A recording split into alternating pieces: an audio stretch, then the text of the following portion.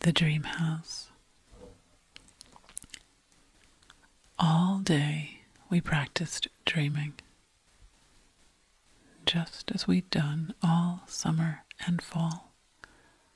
Only now a sticky funk of discouragement and boredom kept us too close to the floor. Some utopians we'd become, the 9 of us. There were signs that each and every one of us feared that we would backslide in an avalanche that would ensue if this went on any longer, that there'd be a mudslide back into the dystopian doom we'd brought into existence and came here to the dream house to find absolution for. When we weren't dreaming, we practiced dreaming. We floated through the rough fog of the laser room, soaked in jelly, sand, and mud in the sensory tub, took gliding walks and surfed the utopian cityscapes we'd painted on those walls inspired by scenes from Utopia, the Oasis, Sky Blue, and Dreaming of Babylon. Half elsewhere, we went through the skills and the sensations of dreaming, believing we'd already mastered them, doing the meditation and mind walk exercises, practicing wakeful paralysis of the body and separation of the mind. Always gauging how synced we were with each other, because dream experiment evidence showed that the closer we were awake, the more concerted we'd be in our mutual dreams. Morale and cohesion were sagging well before Tasha caught Marvell backsliding into sketching his doomed cities when he was supposed to be walking the dream mill with the rest of us. So Tasha got Burry's permission to sit us down to rewatch the videos of those first ecstatic days. Tasha running from room to room playing with the dream devices. The whole dream gang painting those utopian murals. Hagee being a guinea pig and getting dunked in the sensory tub with the electrodes and theta cap on. But as high as that raised the camaraderie among us, when we met that morning in the lounge after our session in the dream machine, there was nothing much to be said. The dream had been another one-liner. We boredly recited it, and Tasha dutifully noted it, its build-up and context. "Hooray for us," she cheered, one of her lame attempts to keep things positive. "Hooray, we've been consistently achieving group dreaming. Finally, we're all experiencing the same thing. Practice is really paying off." Does all of her rah-rah, girly foofery disgust you, too? Daisy whispered to me, and I wondered if the guy's disdain for Tosh was the undermining factor that had us trapped in the world of petty Freudian dream symbols, slightly revamped for the 21st century. Yeah, that was a total flop of a thing, He said for the rest of the room to hear before I could answer. It's like the machine is mocking us, He continued. for being so So what? Tasha asked, genuinely interested. The problem is pressure. Higgy interrupted. We're putting too much of it on ourselves. The problem is comfort. DC contradicted. This isn't supposed to be a sleepover game. He turned one eye towards Tosh. There, I said it.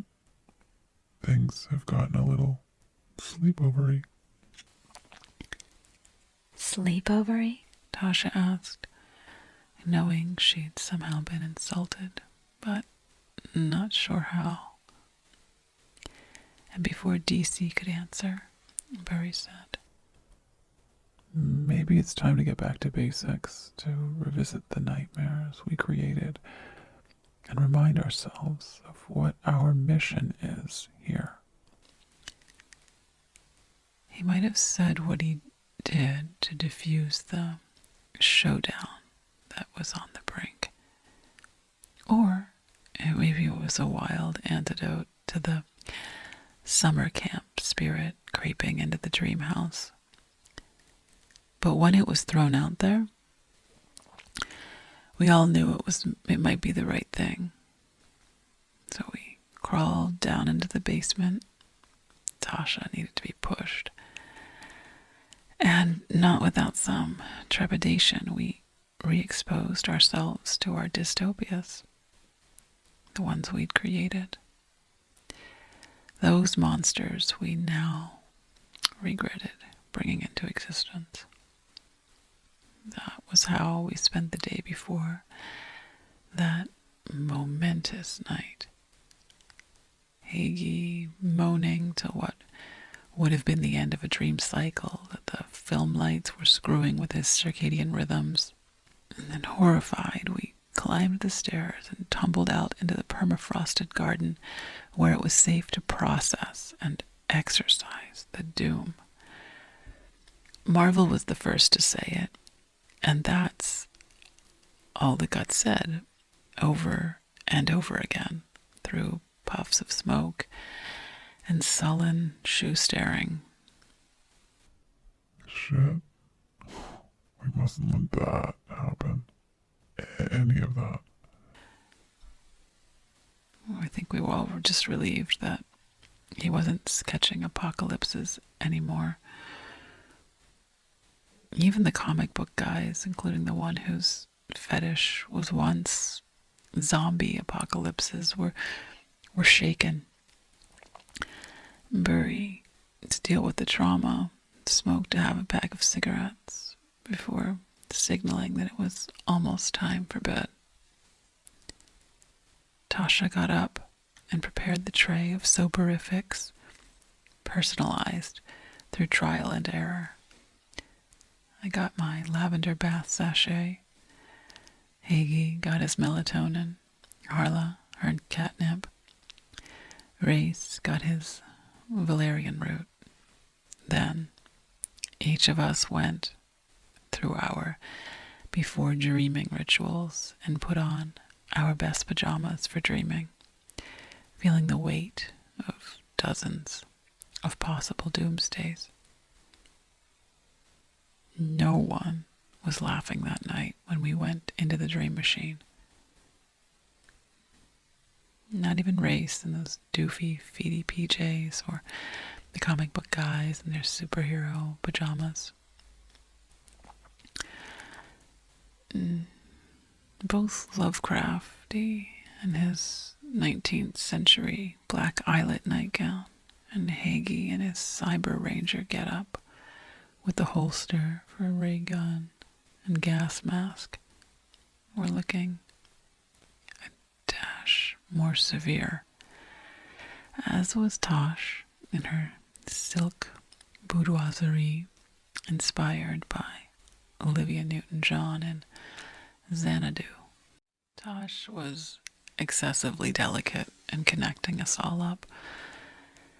As she went around, strapping us in, she checked and rechecked each of the electrodes in our theta caps and ran her hands along the continuous line, her ear pressed to them maybe listening for a leak, all the way to the machines.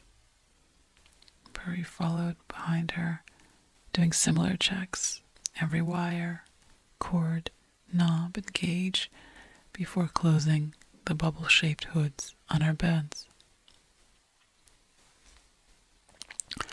What the hell am I doing here? I was asking myself when Tosh was just one bed away from me, struggling to apply the gel to raise his head and wriggle the electrodes through the holes in his theta cap. His refusal to shave his head, when even Tasha and I had shaved ours, made her job so much harder. As she started connecting me to the machine, I was considering giving up and going home to ride out the impending apocalypse there. Maybe get involved in some heavy but harmless hedonism. Do my very best to enjoy whatever remained of human time. At least try to slap a few positive memories on the end. With these drains on the lucid collective of energy, the state we would be in when we surfaced was completely unexpected. But one last time, Burry checked the gauges on the machine before condensing the lights to their mildest setting. Our personalized scents were already atomizing inside our beds as Tosh droned over the darkness in that overly ceremonial voice she used, leading us into deep sleep together, saying, "When I am submerged, I will realize I am dreaming. I will first activate my own senses. I am seeing. I am hearing. I am feeling. I am smelling and tasting. I will open myself to experience utopian possibilities." Maybe it was the horror of the dystopias, but our wills and motions seemed synced one level tighter. Somehow Lovecraft's rebelliousness had been reined in. No longer was he pulling off and disappearing. No longer was Tasha getting left behind or lost because of her gravitation towards the shiny but less relevant things. Even Race's disbelief was shrinking as we walked through that first tunnel, took that first, then the second elevator. By the time we reached the borders of that blank, bare, transitional landscape, I could not feel it at all. As we trudged through the wreckage of the dystopias, the guilt for what we had created was at its highest levels. It came through Hagee's fingers to mine, and again even stronger when Burry laid a hand on me to usher me through the gate. On the other side of the dystopias, where the ridiculous dream symbols were, the updated bedrooms of Magritte and the silly carnivals of Moreau had once been, there was now a legit, full-blown utopia. A utopia that nearly short-circuited every sensory system Tasha had activated. The last describable thing that happened to us was the incineration of that craft, the one that had transported us back from there. Oh, there. The there that none of my sense systems felt developed enough to fully perceive and absorb. When we crashed, and we crashed hard, no one moved, not even Burry, to release us, to power down the machine and conserve energy.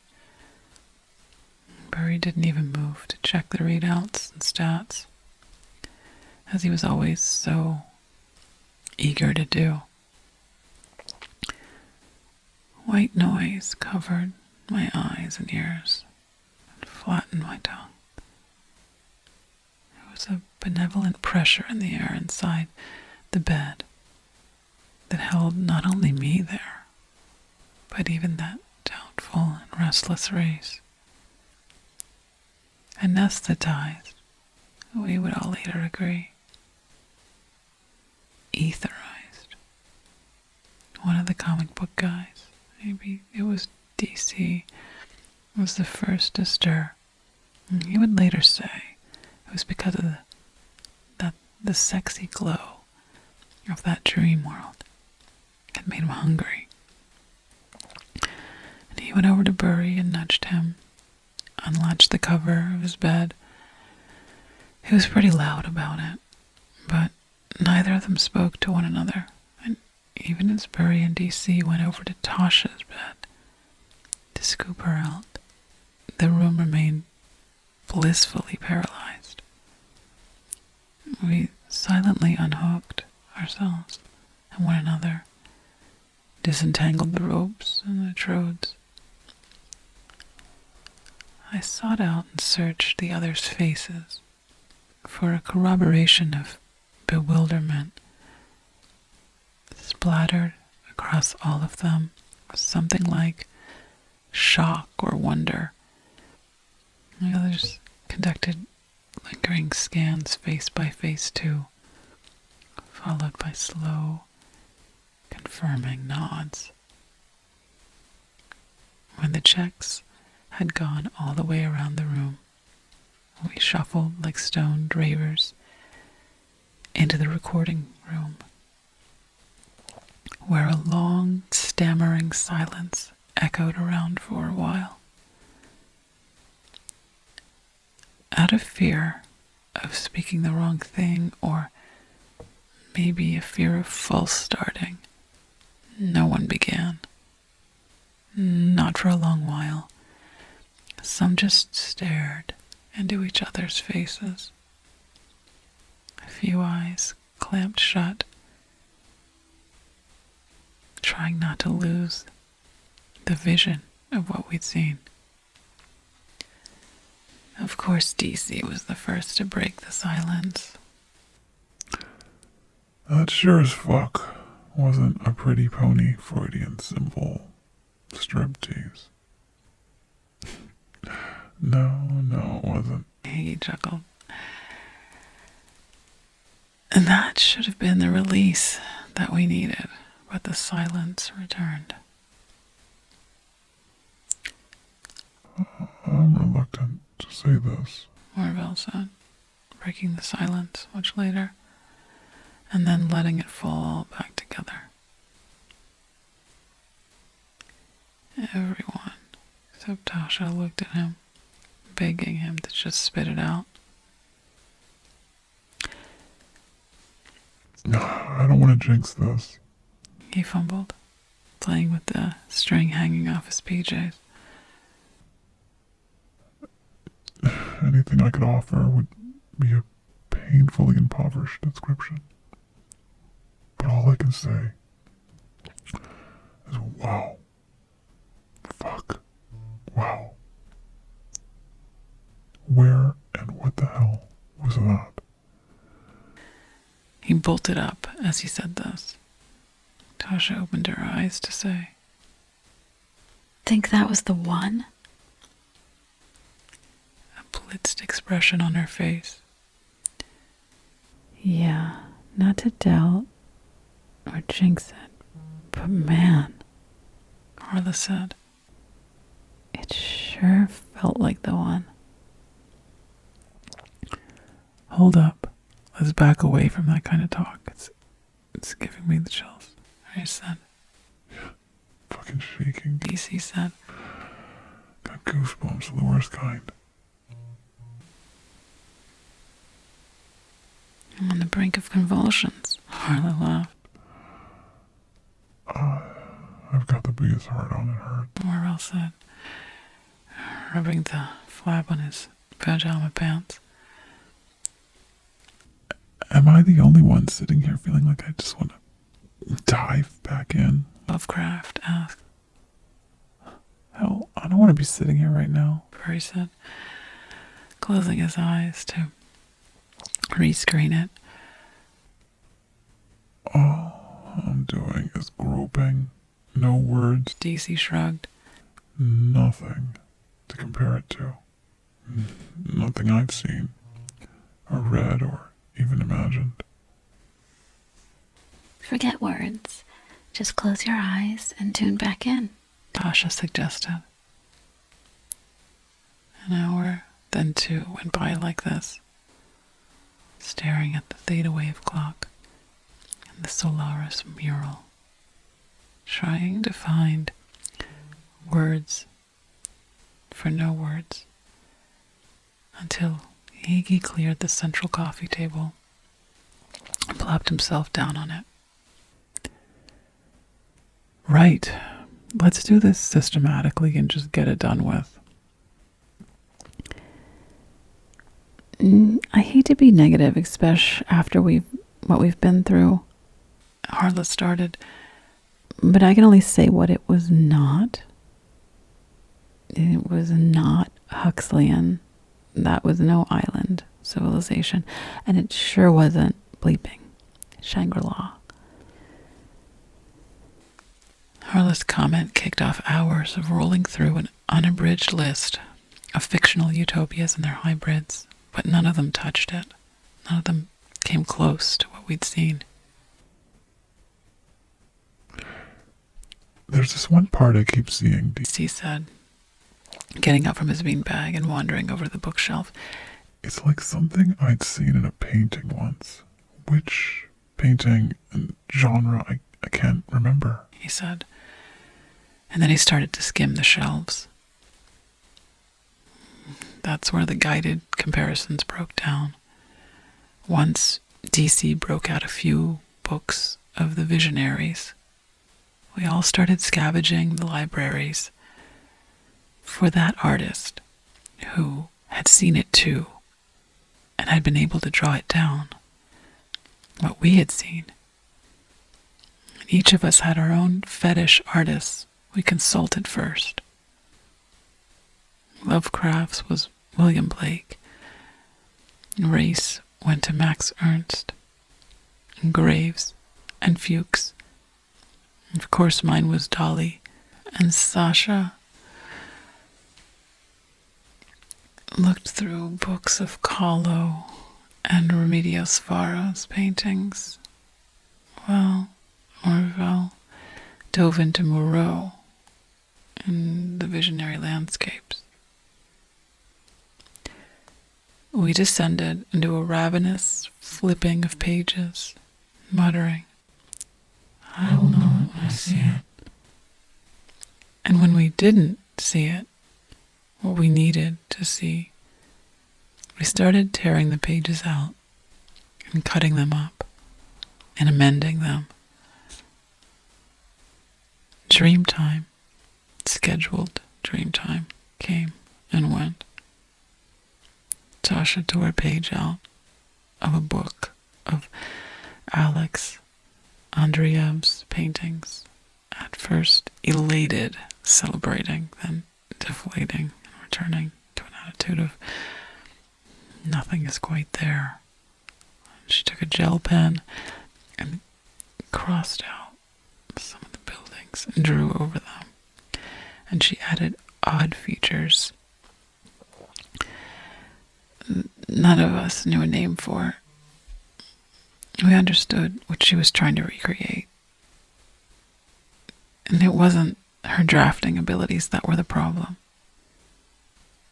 Tasha then quickly abandoned Rivera and Kahlo, and even Remedios Varo. Lovecraft couldn't find anything echoed in Blake, but declared after several hours with the Blake reprints, Lovecraft could usually find anything echoed in Blake, but after several hours, he declared, he was prescient. and a Gnostic, but he didn't see what I saw. We, Harla corrected.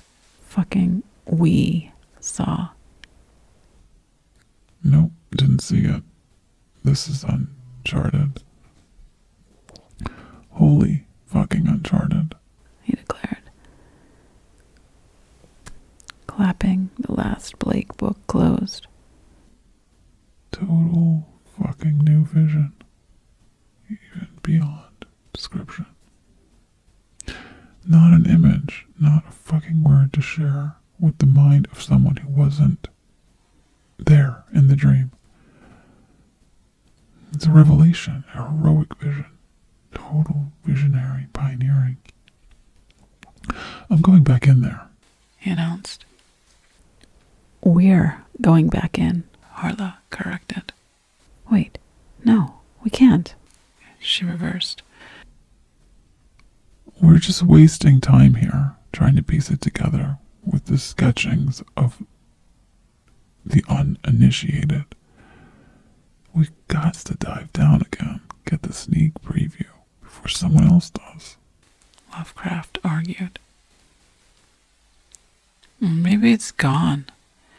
Maybe the whole Utopia described itself again last night to some other group of collective, lucid Utopianists. I added. Maybe Lovecraft is right. Maybe we should go back down. Harla said. What we should do is stop being so precious about the language. Just start applying the words, even if they don't capture it perfectly. Tasha coached. Forge a damn rough draft. Revise later. Someone stop Lovecraft from climbing back in and going under. Harla huffed. If Lovecraft wants to go in, send him in. And whoever else. I can't. He decided. Everyone except Lovecraft took turns pulling pages out of books and passing them around, until a stack formed of things that marginally resembled something we'd seen, and Tasha and I tacked them on the longest wall of the recording room and made copies of them, each one of us moving across the walls, amending, adding, subtracting the features that weren't quite right, drawing in foreign features on those buildings and those institutions. None of it brought us any relief. Arguments broke out over the simplest things like, was the city a grid or a circle, a parabola, or was it serpentine? Burry showed us all the possible city geometries in a systematic lineup, but none earned consensus. When the books had been shredded like hot documents, and when the wall was overflowing with incomplete images, Ray suggested splicing them up and pulled up a Utopian modeling app. Occasionally, we inquired about Lovecraft, so determined to be Columbus, but no one could tear themselves away from this task to monitor him. One dream cycle later, he swaggered into the recording room like he had something, because he so desperately wanted to, but his eyes read empty. Harla threw a book at him. You may have fucking ruined it, you pompous bastard. She shouted. Even Lovecraft knew he deserved it. Let the book hit him on the shoulder. All the rest of us worked chronically through those next few nights. That world getting quieter, fuzzier, and less accessible, while arguments over the newly coined names, colors, and shapes of buildings grew sharper. Hegel rehybridized the names of every existing utopia with every pharmaceutical and scientific product name obscure Greek and Latin and Norse and pleasure-inducing words, but still that place, our newly discovered Utopia, remained nameless. Race spliced everything from the Blake lands that had some nano spot of resonance with the lands of Remedios Varo, the Saraceno cloud cities, and those of Brigid Marlin. We took erratic breaks to eat, to detox, to smoke in the petrified garden. We walked through the Utopia rooms, which seemed so imperfect and passé now. All of us except Harla, who was the most bloodshot, fanatical of us all. Harla worked alone in a corner of the hallway outside the recording room, occasionally announcing a discovery, only for it to dissolve under the dry eyes of a second viewer. This spurred Harla on even harder each time it happened. She didn't move from the hard floor in over a week, refused the water, the food, the toothbrush and toothpaste, and even the tampons Tasha brought to her. We discussed force-feeding her, wrapping her into her bed, putting her to sleep with a shot of ketamine. Burry showed us where he kept the tranquilizers. But we didn't converge on an intervention fast enough. We did try carrying her out of the dim hallway, which even Marvell, who could sleep in a coffin, said was dark enough to induce psychosis. But she fought us off, flailed around, and cursed us out so hard, caused internal bleeding. DC, in such poor taste, dubbed it the necessary change in molecular activity that would open the door to a breakthrough. Not wanting to draw attention to the house, our dream house, before we had our blueprint in hand, we wrapped her in gelatin and chilled her in the chest freezer, swearing that we would give her a proper cryogenic burial as soon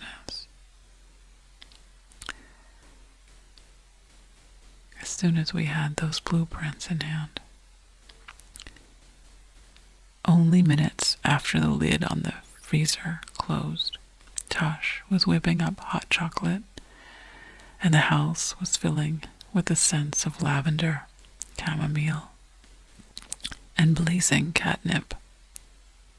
No one spoke, really, except Higgy, who asked, Who stole my melatonin? DC was already strapped in, beating off when we trickled into the dream machine room. Marvell's hair was still wet, and what Tasha was wearing was slightly less slutty than her usual boudoiserie. Cycle doubled back on itself and then back again. The dream cycle. There was a definite rebound. We stayed under 3 times longer than we ever had before. So long it seemed inevitable that it would show itself, that the Utopia would show itself again, that it would invite us in one more time. Instead, we never broke out of the orbit of our own lives and memories. In cycle 1, which played backwards for some reason, our time in the dream house was replayed. We walked through Tasha's life from her adolescence to the present time in the dream house in cycle 2. Cycle 3 punked us. We wandered a landscape of white noise, random sounds, a medley junk heap of everything. kitschy that's associated with dreams. Machine's really fucking with us. DC offered. Yeah, this is punishment, Ray said, just shy of hysterically. There will be no guilt over Harla's exit. Got that? Burry instructed. Discuss it and get it done with before it pushes aside the vision. It doesn't seem like there's much to talk about with this dream cycle. It was just the failings of a bunch of sleep-deprived dreamers. It will be different now that we've rebounded, Tasha promised weakly. But what if there really is something we have to atone for with Harla? I worried. If anything, we've got to keep on going for Harla so she didn't burn herself out for nothing.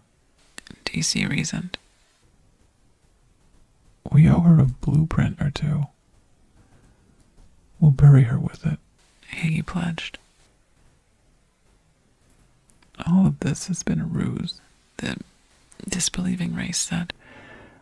Either we quit before something else tragic happens, or we get back to practicing dreaming. You know, it is possible that we're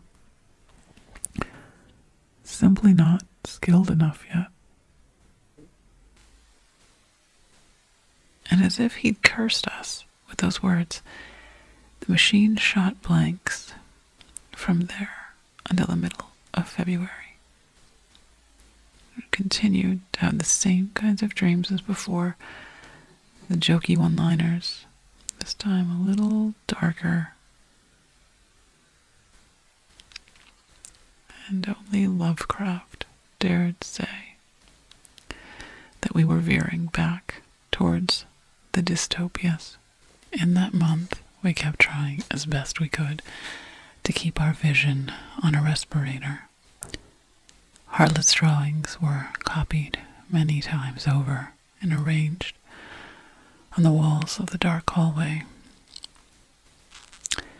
Fighting the urge to make corrections and amendments to Harlot's sketches, even the spare set of drawings that Burry bound and put on the central coffee table, the one that Nebula still sat on for a few hours a day, reading out from the esoteric dictionaries. The house felt empty and heavy during the day. Marvel had to be convinced not to give up first. Then each of us in turn, nearly every one of us, lost the vision, big and small. We tried changing our routines, sleeping in different rooms, took days off from the machine and collective lucidity. We upended dream practicing. Hedonistic last days at home started calling out to me again.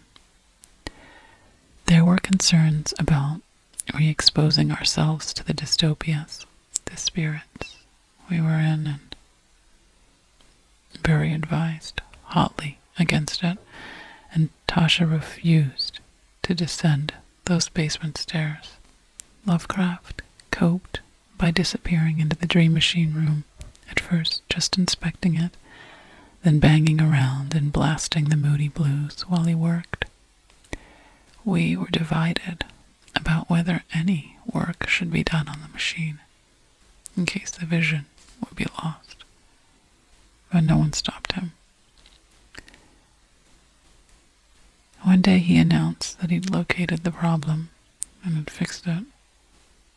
His language was technical, so I guess that's why we believed him. A few nights later, we loaded ourselves into the dream machine. Tosh, a little less bossy, but still rawing, even if she was faking it now. A deeper solidarity surged among us when we met at the bottom and locked hands. When we came up from the dream cycle, all of us must have known what we had just been gifted, and I imagined all the others were rushing to break out as fast as possible and draw it.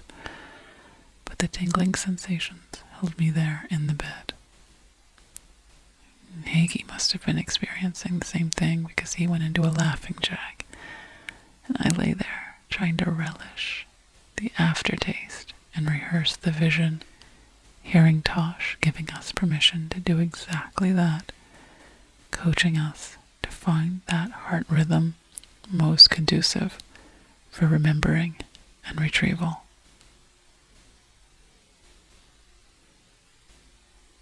But then Tosh started shrieking, and Burry told her to stay calm, that it wasn't what it looked like.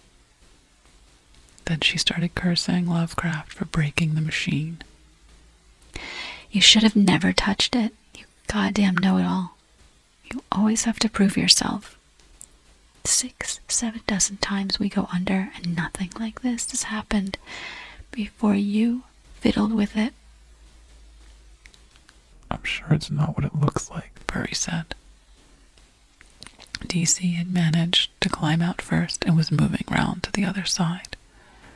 Afraid no one would be able to remember, I lay back and squeezed my eyes shut for a few seconds just to make sure it was still accessible.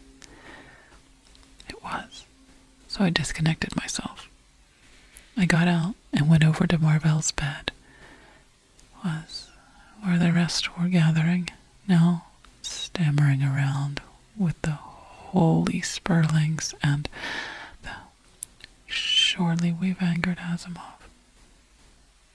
Marvell's bed was singed and empty. Only a crust of his Dreamweaver blanket was left. His best buddy was doing what sounded like crying now. We were all looking at each other, the horror of what we could only assume had happened coming out of one eye, and concern for the fragility of the vision we'd just received hiding in the other. We all need to sit down, have something to drink, Tasha finally said. Obediently, we trudged into the recording room, anxious that it would be lost, but afraid to say it. Afraid to insist we start the recording process, trying to respect Marvel and hang on to some bit of etiquette. We should just get the frivolous things out of the way, Burry said clumsily. There has to be a record, Tasha said. Marvel would respect that. He would insist. DC agreed. It won't take long. Then we can go on with the graver matter of... Tasha said, passing around glasses of water. It was the hand of Hagi that retraced the shape and some of its insanely convoluted complexity. Our original blueprint expanded to the ends of that wall, and then we began filling it in from there. There were shapes of complexes of buildings, and that one section DC was able to fill in and adjust based on our corrections, and all the other features in that area of the blueprint were added. Inadequate, but words nonetheless trickled out, and we were frenetically jotting them on slabs of paper and tacking them onto the city's features, always in quotes, very tentative to indicate their imperfection, provisionalness. Some of that enthusiasm that had dwindled since Harlow exited began to return. We were hugging each other and high-fiving and saying, "Oh, fuck, sorry," in embarrassed whispers. And we poured out all the info that we had stored among us. And then we stood and marveled at it for what felt like hours. Grieving Marvell's exit was postponed by a discussion about how that kind of layout would ever be innovated. and then postponed by more details being filled in, and then postponed again. We averted our eyes and walked the long way around the room to avoid the charred bed that had once been Marvell's dreaming station. No one spoke what we were fearing, that it wouldn't work without him, with no one connected from bed number 5. When we ascended from that dream, the first thing I did was scan myself to make sure I was really there.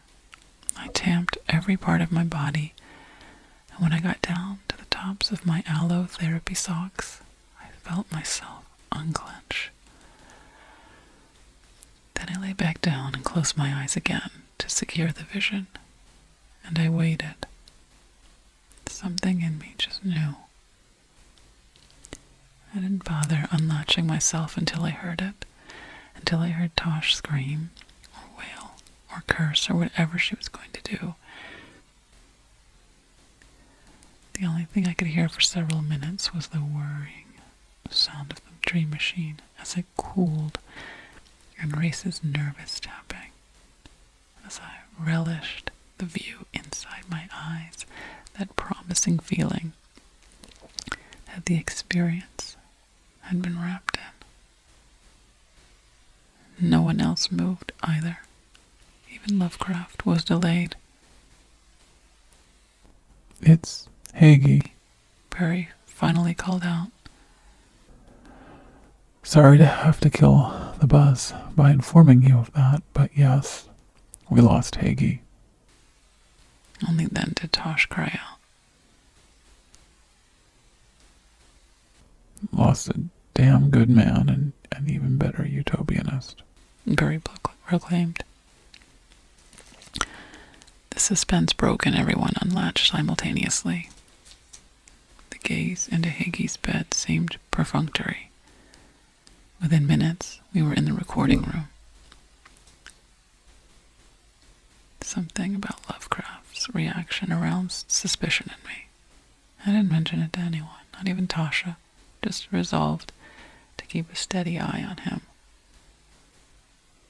Wow, DC said. what a rush that was. Oh, so sorry. That's so bad about Hagee. Absolutely tragic.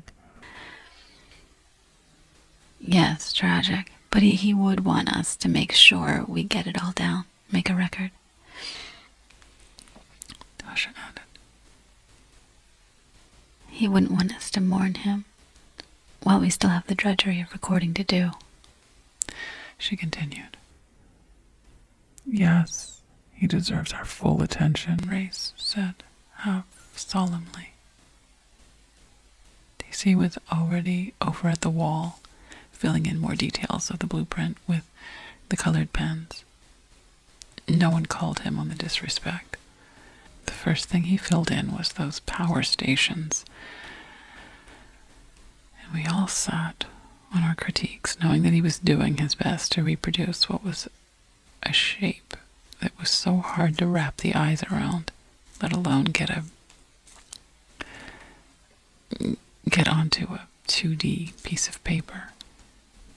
When he filled in all he could, Race and Lovecraft swooped in to fill in the details they thought they could draw more accurately. And when they finished, a large part of the lower right corner of the blueprint was getting crowded. Tasha busied herself making backups of the backups. Everyone got restless and anxious for bedtime, when we could return. We filled the hours, not with mourning for Hagee, or postulating what was wrong with the machine, or weighing up the dangers. Instead, the unwanted time was dispensed by reprinting, photographing, scanning, and utopian modeling the section of the blueprint that had been revealed, by sharpening its colors and lines. The satisfaction didn't last long. It was nudged aside by the yearning for more of the map. Only scarcely did it run through in my head. Would I be next as I went under that night? When I woke, the pain of separation was almost as strong as the joy of the revelation. Even as we gathered around DC's empty bed, no one dared speak about the machine's malfunctions or intentions, probably because the view we'd received was even higher resolution this time.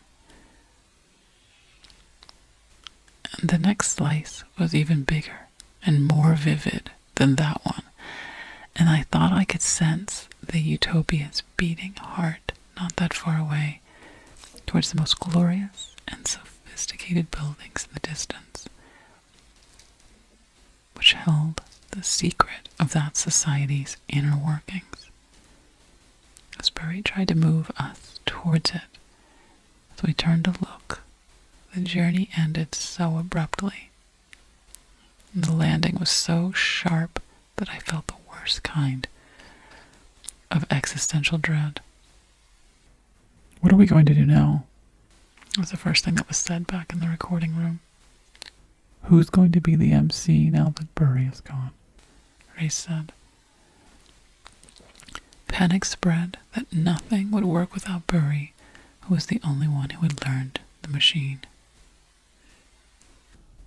Did you even bother to try and learn? Lovecraft asked Tasha sharply. Of course she didn't. It doesn't have satin cuffs. Race said. I do know. I did learn. She defended. Okay, what? Lovecraft asked. How to turn it on, off, a few settings. How to reset the whole thing. But that's it, right? He asked. What else does she need to know? I said in her defense. You're sure? Race asked her. Yes, of course. It's fairly straightforward. That was all the concealment we needed. An appetite for completion, for the whole picture, had taken over us. Race searched around for finer point pens. When he uncovered them, every one of us scrambled to fill in the details of buildings, of people's faces, of the signs and words we had seen on buildings. And his name was not even mentioned in the recording room. We'd barely even peeked in when she didn't return. After Burry was gone, I took it upon myself to learn the Utopian modeling software. Even though I got this vibe from Race that I wasn't competent enough. And when Tasha was gone, I got stuck making tea. There had been such a frisson of detail that the day filled itself quickly and without any effort. But the agitation grew harder and more pressing, and each time leaving that place grew slightly more painful. When there were just 3 of us left, I expected us to demand of ourselves that we would be satisfied. But the center of the map, the heart of the utopian society we had discovered, where its major institutions were situated, or so we intuited, remained blank, taunting us. Both Race and Lovecraft swaggered around, as if they'd already been crowned the highest visionary prophet. As if they'd read my thoughts, they fenced me in to the recording room that night. And when it was time, they forced me to do Tasha's job and followed tightly behind me as I got Race's his melatonin and Lovecraft his chamomile tea, as they'd come to partake of, and drew the lavender bath for myself as if preparing my own execution. They even sat with me while I bathed.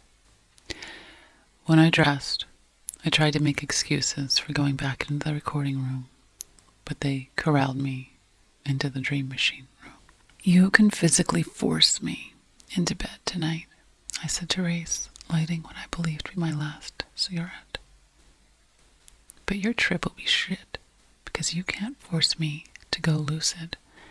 And even if I do go lucid, I may just rogue on you down there. Maybe I'll run around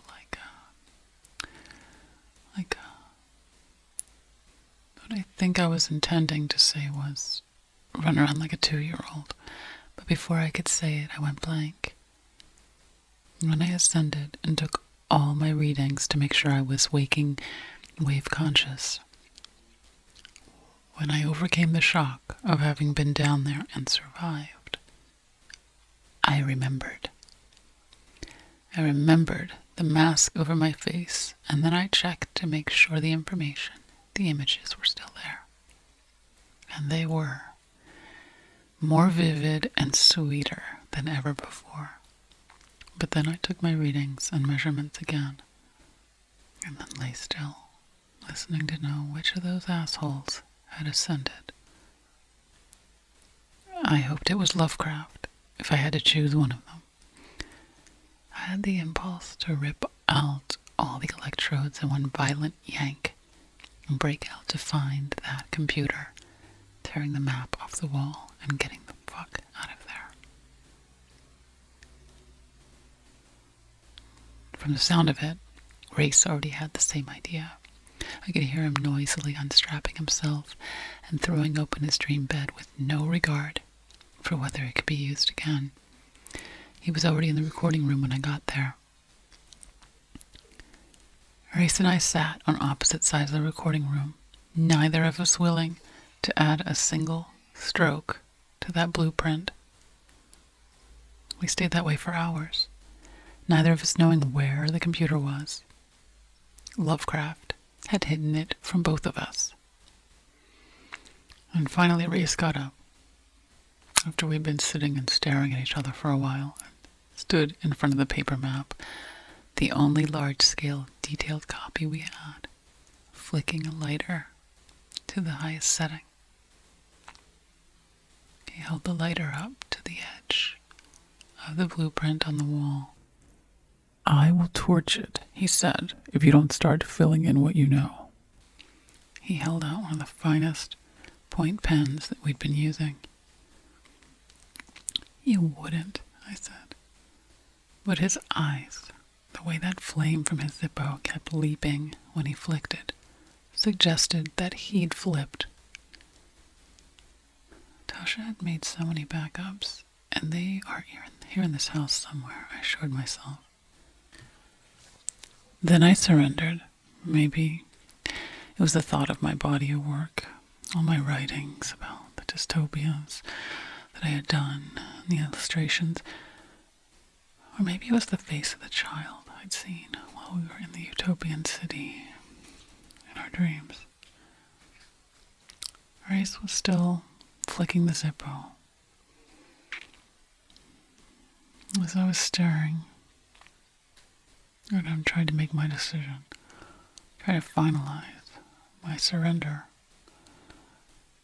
Maybe it was the sight of that blueprint that we had seen the night before, what we'd stubbornly locked in our minds, and the hope of what that blueprint would bring. Okay, I'll do what you want. I'll draw everything I saw down there. I'll even type out the instructions that we saw printed on the power station. And then, as soon as I said this, I climbed on that footstool that we'd been using to fill in the outer middle of the blueprint. Without turning around, I said, "But Race, really, like this? Utopia begins this way? And Zippo point? You don't see the ugly irony there?" He didn't answer. "Promise me you'll get it to the right people, to where it can be used. Someone who can translate their language, who can figure out how to replicate it." Just fucking draw. Race said. the Zippo still flaring. After I'd written out the instructions, my hands very sweaty and throbbing from all that drawing and writing, that's when I heard him snap the Zippo shut and drop it to the floor. And that's when I went blank. At first, I resisted going lucid and linking up with his consciousness, wondering how deep I could get into the city if I didn't take his hand. But as the center of the city approached, like it was being brought to us, I surrendered. The bitterness that race would get full recognition for the blueprint and for our newly discovered utopia fell away. The bliss of finally being home replaced it. I released my feelings to absorb all of that ecstatic, peaceful energy, and my sensory systems expanded.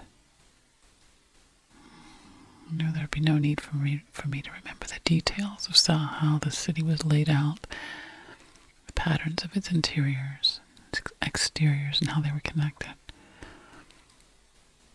So I just let myself enjoy it. When I found myself back in that dream bed, my dream bed, I was shaken and uncomfortable. I never wore a bra to bed, and my pajama shirt was on backwards. I was also feeling very homesick and lonely. I got up and went straight to Race's empty bed, and then walked around that room a few times, not sure how to power down the machine, hearing it start to whir louder than it ever had before. I assumed it was overheating. I just left the machine there with all the bedtime sleepy toys and soporifics and grumpy sounds of that machine. The craving for that place turned into a steady nagging, and I wanted to go back immediately. It was a struggle to fill in the last piece of the blueprint. Not because I couldn't remember it. Oh, I remembered. But because I just wanted to go back to sleep and join all of them. But I knew I had so much work to do. As soon as I got all the pieces filled in and jotted down as much as the tour guide had showed me in that dream, I had to figure out who to send it to. Where should I send the blueprint? So I made 50 copies and sent them to 50 different Quaker churches across the U.S. I lifted the hood of the machine to get ready to go back home, where I expected to find rows of circuit boards and messy mazes of wires, were plastic molded playsets strung together by bundles of fiber optic cables, the Hall of Justice, the TARDIS, the Transporter Room, the Millennium Falcon, Batcave Command Center, the Autobot Ark, Thunderbird Island, and Galactica. I tried to laugh, thinking this must be an inside joke. I closed the hood and opened it again. The second time, it was still just children's play sets. I opened the instruction manual. It had 1,000 pages of diagrams and measurements. The units and inputs and their commingled outputs were all foreign. There were diagrams of the Falcon, tattooed with mathematical formulas that I couldn't decipher. Not even from brushes with Boy World. No one ever told me this would be on the exam.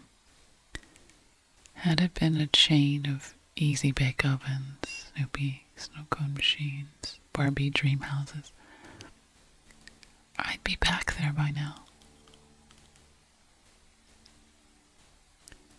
I left everything as it was, closed the hood, and scurried over to my bed, my hair already starting to dry, the chamomile starting to kick in. I fastened my own electrodes with hands sticky from theta cap gel, concentrating hard but calm on those properties I imagined those plastic sets possessed. But I couldn't sleep. The insomnia protocol failed. Shifting positions, breathing exercises, muscle releasing, another double shot of chamomile, and some melatonin. Instead, I grew even more alert, time passing like commercial jets. After what I felt like was a full sleepless cycle, I got up and tackled the machine again. When I turned one of the knobs on the TARDIS, not even a quarter turn, its windows imploded. Startled, I returned that knob to its original position. A similar adjustment to the Millennium Falcon set it on fire, leaving only a pair of pincers loosely attached to a bowl of gray gravy. The Star Trek bridge collapsed to rubble when I attempted to reset its controls. After less than a dozen moves, I managed to fry 6 of the playsets. I waited for them to cool, pried open the base, thinking this must be one of Burry's twisted pranks. Once I'd plucked off the playsets, only a hollow metal shell was exposed. By now I was jonesing pretty hard for home.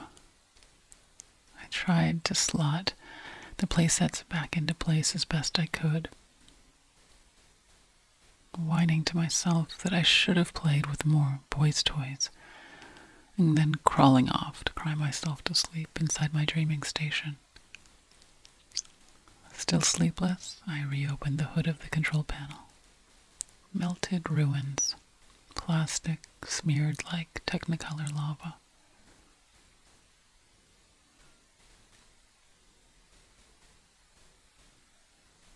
To this day, over 10 years later, no adjustments to the dials have managed to resurrect them, the dream machine. But I've been trying anyway, every day since then, lowering and raising levels, reconnecting cables, my ear tuned to the slightest changes in the groaning of the machine for that familiar hum. Schooling myself in boy culture, bidding on eBay each time one of those original Hall of Justices or transporter rooms hits auction. I'm determined, trying to rebuild that machine and get back there. All I have to do is crack this manual.